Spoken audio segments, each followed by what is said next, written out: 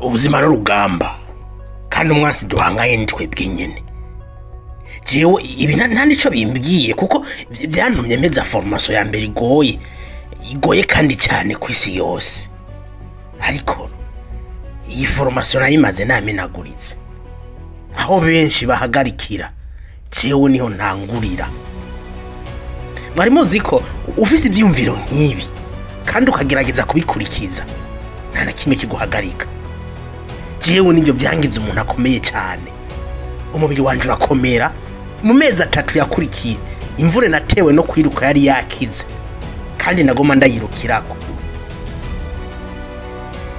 nirutse ibirometero 1200 mu mwaka w'ibihumbi 2017 kandi sinongeye kugira imvune kuva ico gihe ariko sindiko ndababwira ko ari byo bikwiye gukorwa ndiko ndagerageza kuvuga ko iyo umubiri n'umutima bikorera ku murongo umwe kandi ntiwihe ubundi buhungiro nari mfise muri ico gihe kwari urupfu nashaka kuba umu heavy style nkashaka ngapfa ndiko ndagerageza nta kindi byari ivyo ico gihe umubiri wanje nawe waravuze ati sawa tuhavyumvise boss tuzobikorerako mu rugendo rwo kwiruka ibirometero 260 nakoze niho natanguye gutahurako hakurya y'uburibwe hakurya y'ububabare hari ubundi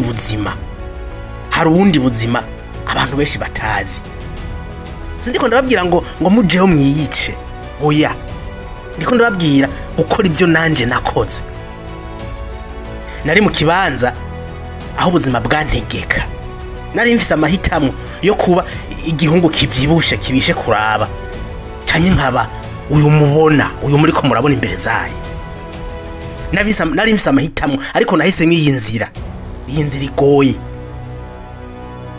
ariko hari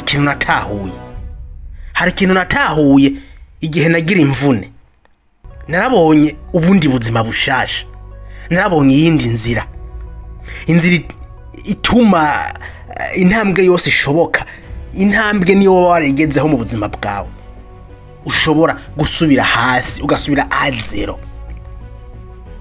icyo nshaka kubabwira nuko gusubira hasi gusubira A0 intambamyi uburuhe amagorwa nibyo bituma ukura ukaba umuntu akomeye rero ntuzutinye gusubira hasi ntuzutinye gusubira A0 kuko aya magorwa izi ntambamyi ubu buribwe uzocamo nibwo buzotuma ukura ukaba uwundi muntu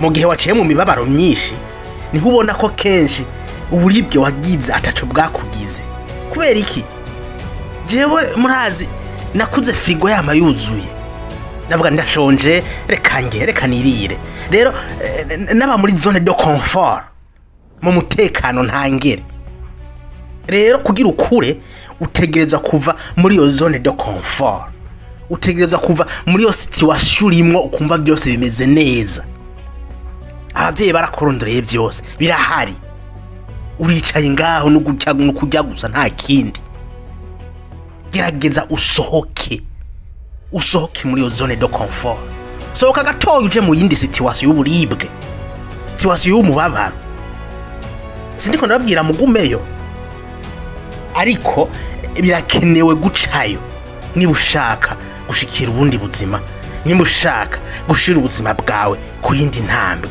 ku yindi nivo jewe sinkeneye gusubirayo kuko niyo ntama nsanzwe niberayo buri munsi wose w'ubuzima bwanje jewe nsubira muri ubwo buribwe sinshaka kuguma muri zone de confort sinshaka kuguma mu munyenga kuko bugusubiza hasi bugusubiza inyuma jewe murabizi nizera umutuzo kuko ndazi ko ata mutuzo uhari ntushobora gukura ibi ndabivuze kubera ko murabona isi turimwo ifise urwamo rwinshi kuko ibi ndiko ndabibabwira kubera ko nzi ko umutima wawe ukeneye umutuzo ukeneye umutuzo kugira utahure uwuriwe, kubera ko abantu benshi ntibazi by'ukuri abaribo, ntibazi intumbero y'ubuzima bwabo. Intumbero y'ubuzima bwawe ni iyi: ni kuki uri ngaha ku isi? Waje ngaha gukora iki? Aho hantu uri wicaye uhari kubera iki? Ibi abantu benshi ntavyo bazi. Muri iyi minsi biragoye kubona intumbero y'ubuzima bwawe. Kubera iki? Kubera hari urwamo rwinshi nabibabwiye, umuntu ntaronka akanya ko gutekana. Aha rero bisaba wiyugarane, wipfungirane mw'urwo rutwe rwawe, utekane, ubanze wiyumvire neza intumbero y'ubuzima bwawe. Kuko jewe ndashobora kuba ndi mu mwibarabara, amakrakso y'imodoka urwamo rwinshi, ariko ibi ntacyo bimbwira, bisa naho atana kimwe numva, kuko byose ndabikontorera mu mutwe wanje. Nawe nibyo bigusaba. Muri iyi si yuzuye urwamo, utegerezwa kubaho nk'uko umenya urwamo nta ruhari, ntushobora gutahura iyo uri kuraje. Ndibuka ihiganwa ryo kwiruka ibirometero 217 nagize mu mwaka wa 2014. Ico gihe vyarashitse ndagwara, nikuye mu ihiganwa ngeze ku birometero 80 canja kwa muganga. Umuganga ambwira ati ntibitahuritse, nta kintu kitagenda ndiko ndabona kuri wewe. Ndibuka gatana nari ngyamye ko nibaze nane sinashobora kwiruka n'icakane c'ikirometero. Aha narindi ntibyanashoboka ko ndanahaguruka. Ako kanya icyumviro cyaranjemwo, niyumvira ko nikuye mu ihiganwa, ndafata ingingo vuga nti murabizi n'ibindi, ngomba nsubire mu ihiganwa.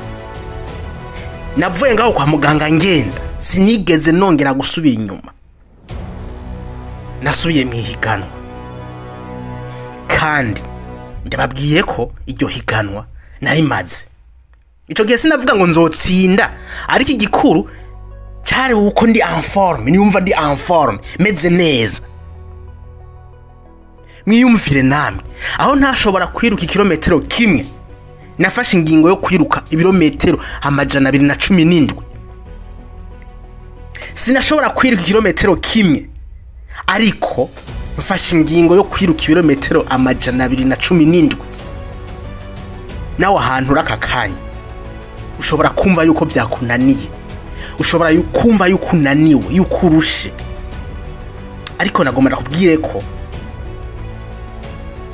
umubiri wawe, ubwonko bwawe biri ku murongo umwe, ushobora gukora ibintu ata muntu numwe yibaza ko woshobora. Ushobora gukora ibintu nawe utonibaza ko woshobora. Ico bigusaba gusa nuko ubwonko bwawe n'umubiri wawe ubishira ku murongo umwe. Kuko nandi ico gihe byarashitse, byaranshikiye, numva meze nabi, mfise ububabare, uburibwe bw'imvune natewe no kwiruka ibirometero 80. Ariko aho ntashobora kwiruka ikirometero kimwe, naravuze ati ntibishoboka. Ubwonko bwanje n'umubiri wanje ndabishira ku murongo umwe, maze mfata ingingo yo kwiruka ibirometero 217, kandi byarashobotse.